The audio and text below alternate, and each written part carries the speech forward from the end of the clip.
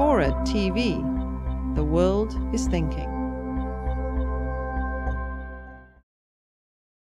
This idea that things are innate, that genes cause certain things, is so ingrained that we're kind of always, the people who don't want to look for the nuanced answers, as soon as they kind of come up with a question, will quickly say, well, that part must be innate.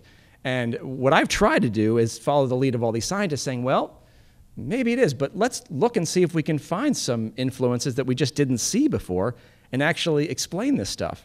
It's very funny because, you know, several hundred years ago, if we were trying to explain this exact same thing, most of the people would say, well, God is doing that. This is coming from God, and that would be our explanation.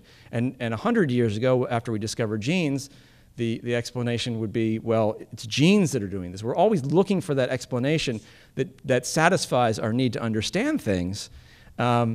But what we're really doing in kind of inserting those very kind of simple-minded and short and easily digestible explanations is kind of running away from things that we just can't explain yet, and that we ought to just keep looking further to see if there are some nuances there. So this idea of tremendous persistence, can that be taught? That's obviously one big question that emerges and that I address pretty extensively in the book. And you won't be surprised to hear me say that there's a lot of evidence that it can be taught. And I think I can back that up pretty explicitly, and I'm going to do a little bit of that right now. So the first part of trying to learn where persistence comes from is to look into the empowering reality of this kind of overall message. The idea that skills are actually acquired rather than innate. And the understanding that people who have that understanding feel empowered and will pursue without bounds these tremendous goals because they believe that it's process that takes them there rather than any kind of innate ability.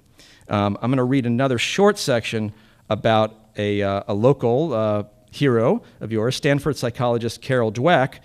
She used to be at Columbia, but she's here now.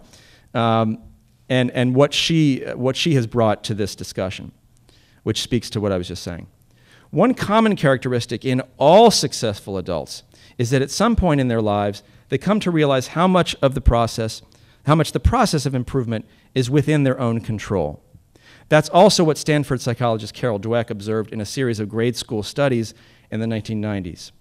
In her central experiment, Dweck, who was then at Columbia, asked 400 seventh graders to complete a relatively easy set of puzzles, and then randomly separated them into two groups. Individually, each student in the first group was complimented for his or her innate intelligence with the line, "You must be smart at this." Each student in the second group was praised for his or her effort. "You must have really worked hard."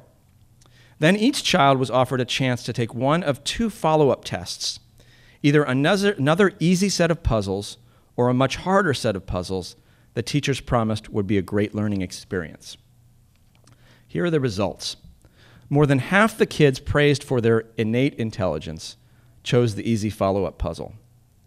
A staggering 90% of the kids praised for their hard work chose the more difficult puzzles. So people who understand that achieving success has to do with process and skill building are more ambitious and they do better. Simple as that. And there have been many, many studies to follow this up. This is not a fluke.